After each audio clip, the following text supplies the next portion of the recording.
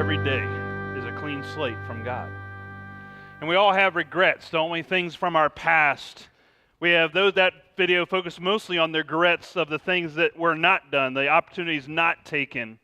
But we also have some other regrets too. Those are the regrets of the things that we did do. There are some things that we wish we had not done, that we wish that we could redo, that we could get into a time machine or be like Superman and spin the world back around and go back in time to redo something or not do something. And so there are regrets of things that we didn't do, and then there are regrets of things that we did do.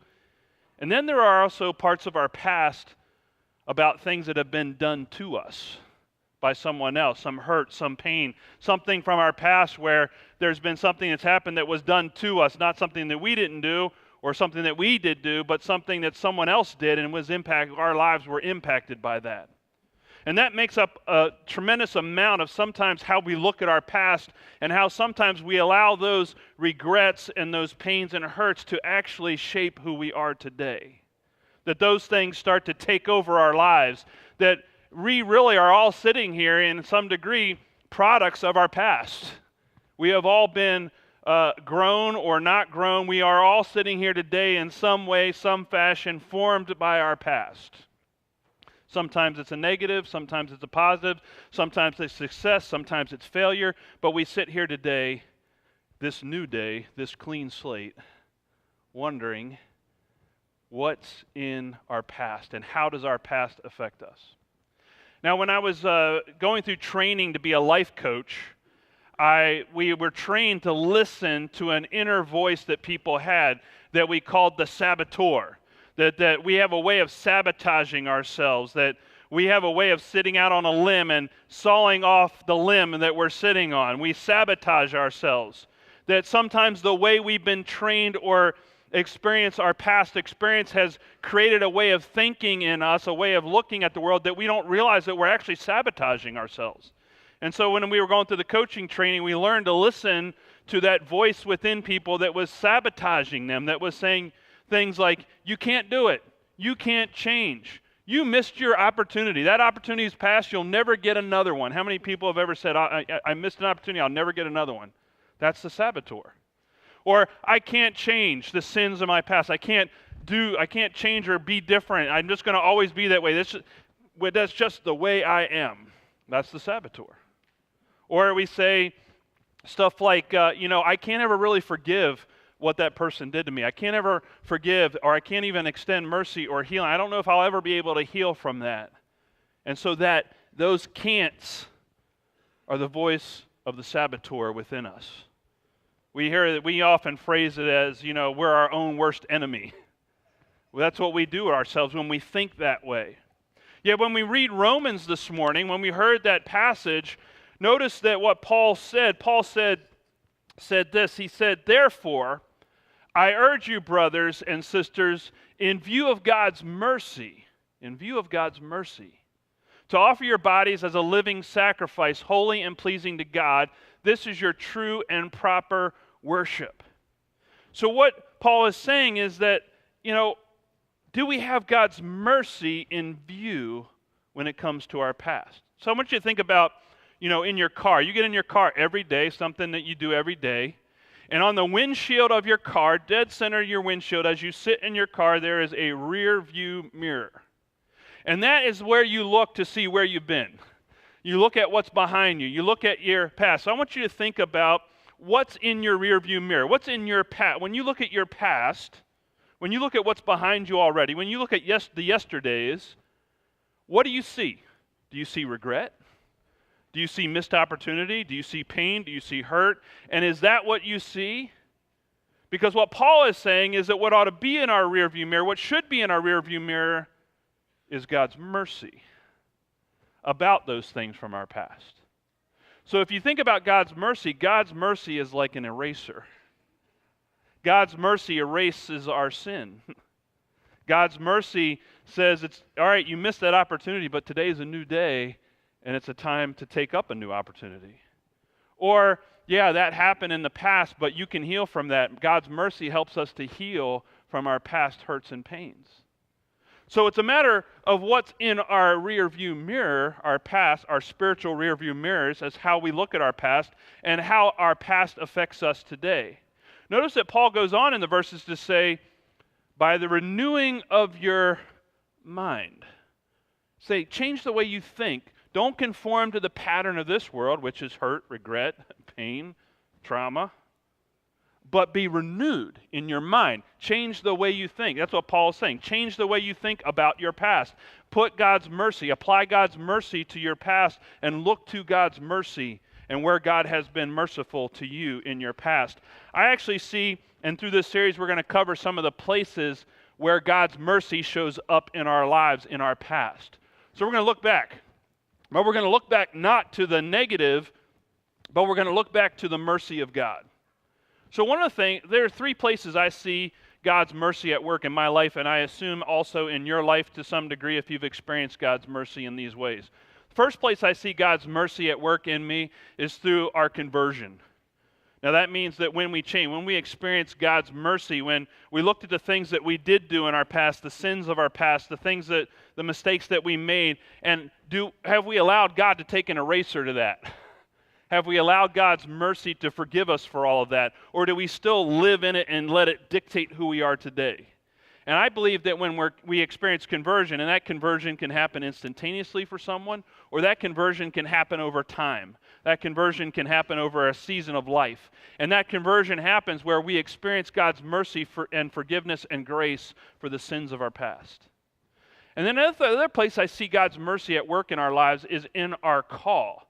I said a few weeks ago that all of us are called to do something in the world. All of us are called to follow God's purposes in our lives. Did you notice that what happened in Romans, that when we view God's mercy, when we start to renew our minds, what becomes clear is God's will.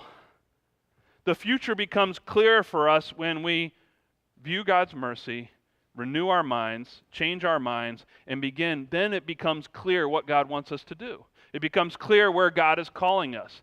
And God calls us sometimes calls us to take an opportunity to not have it be a regret, but actually start to do what God has called us to do rather than living in that place of regret of, why I wish I had done this, or I didn't do this, or So not to live in regret, but to live into God's call for us.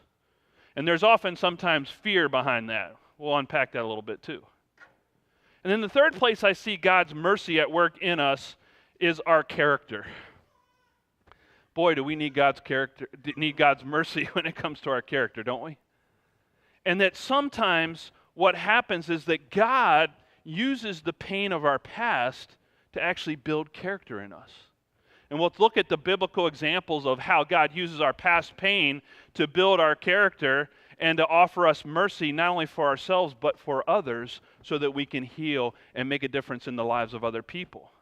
And so God can use all these things because God is a God, just to remind us, God's a God of resurrection. You remember that a couple weeks ago? Have you forgotten Easter already? God's a God of resurrection. God's a God of new life. God's a God of new mercies every morning. Every day. God says, stop living in the past. Stop allowing those things to dictate the way you think. Allow God's mercy to take over. Keep that in your rearview mirror as you move forward into God's will for your future. What does that look like? We've got to let go of those things of the past and be resurrected and live into the new life that God calls us to. Because God's mercy, and actually, if you translate that correctly, it's God's mercies, plural.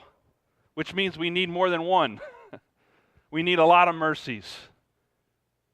Because all those mercies work together for us. They were intended to change us, to become different people, to become new people, to become resurrected and changed people. A lot of times we think that we can't change, though. That's part of the saboteur voice. I know one of the things we've been learning about in our culture over the past several years is many of our servicemen and women who go off into war-torn countries and into war come back with something called PTSD, post-traumatic stress disorder.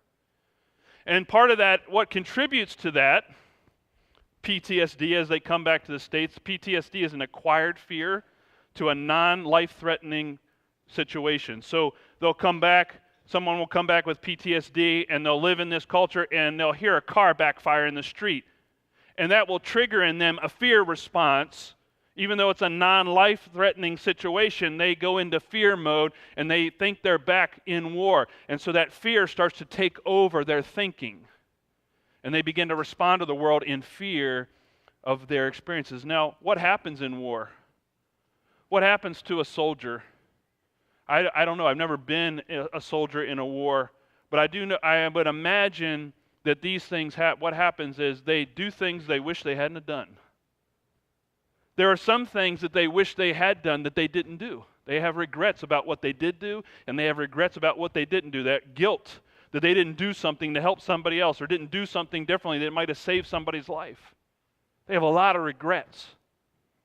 And they also have a lot of pain of things that people did to them. There were things that have been done to them, and that's what creates this fear response within them as they come back. And some people tend to think, well, can anybody ever heal from that? Can anybody ever change their way of thinking? Can their minds be renewed to no longer respond to the world that way? Well, the answer is yes. PTSD, as traumatic as it is, can be overcome. Our way of thinking can be changed because according to neuroscience, our minds, our brains are malleable. They're not fixed. So, for an example, how many of you had a childhood fear growing up? I did, yeah. What were some of your childhood fears growing up? Dark, afraid of the dark. Anybody afraid of the dark? Anybody else afraid of the dark? Yeah. What else? Thunder and lightning. What else? Snakes. Well, that could be an adult fear as well as a childhood fear, right? But yes, you're right. Hopefully you're no longer afraid of snakes. Yeah, you're like, yeah, that's right. So who's overcome a childhood fear? Let's put it that way. Who else has got one? In the back. What's that? Dying, yeah, like dying. Death. What is death all about? Anybody else got one? I saw some hands over here. Monsters, right, under the bed, in the closet, right? And so some of those things. So we have all these different fears. Now, do you still think there are monsters under your bed? Sometimes, yeah. Are you married? Because there might be, no, just kidding. So the thing is that we tend to think that we can't overcome those things, but yet our childhood fears are a good example of our brains adapting. As we go through life and have experiences, we actually rewire our brains to no longer be afraid of those things. We go over to the closet door and open it enough there, we find, oh, there's no monsters in there, but you might have to open it 10 or 12 times to figure that out. Or you learn to not be afraid of thunder and lightning, or you learn not to be afraid of the dark because our brains adapt and can overcome those fears. And so when it comes to PTSD, which is an acquired fear, what has to happen? The brain has to rewire itself. And one of the things that helps people rewire who are suffering PTSD, and let me say this, you don't have to go to war to suffer from PTSD. You can suffer from it right here in the States. And part of the issue is, though, that you and I, when we have those things, and this applies to all of us too, we have to have those good experiences that help us rewire our brains and relearn that that's not the way things are. Paul said, we are not to conform any longer to the pattern of this world, the pattern of fear, the pattern of regret, the pattern of pain, but to allow ourselves to be changed and renewed by God's mercies. That God's mercies change us, change the way we think about our past, renews our mind so that we can become the people God is asking us to be and respond to the world around us in a different way than maybe we've been raised or taught or learned. God changes us by God's mercies. And God's mercies are new every morning. One of my favorite verses in the Bible, and you probably already know it because I've mentioned it before, comes from a story of a man who had a tremendous past. His name was Joseph. And one day his dad gave him a new coat that he didn't give to the brothers. He had older brothers, several older brothers, and his older brothers didn't get a coat, but he got a coat. Do you ever, anybody here be a sibling and somebody else in your family got something you didn't get? Remember that? Mine was a birthday cake. That's, if you remember that. My brother got a birthday cake that I didn't get. But Joseph got his new nice coat. And you know what he did? He went up to his brothers and he showed it off. Look at this. Look what Dad gave me. Now, I bet you if you were to fast forward into Joseph's life, you'd go, that's something you shouldn't have done, Joseph. I bet later he regretted doing that. So he had a regret of something that he did do. Because what happened next was his brothers, when they saw him out away from Dad, when he got away from Dad and he was out in they were out tending the flocks, they saw him coming and said, oh, we'll teach that dreamer a lesson. And they beat him up. And then not only did they beat him up pretty badly, they threw him into a cistern. And they were going to leave him in that cistern to die. Until a caravan from Egypt was coming by, and they said, oh, I got a better idea. Let's sell him into slavery and send him to Egypt. And so his brothers sold him into slavery. And he went to Egypt, and he was a slave in Egypt. Several other things happened. He actually ended up in jail in Egypt, and then he got out of jail.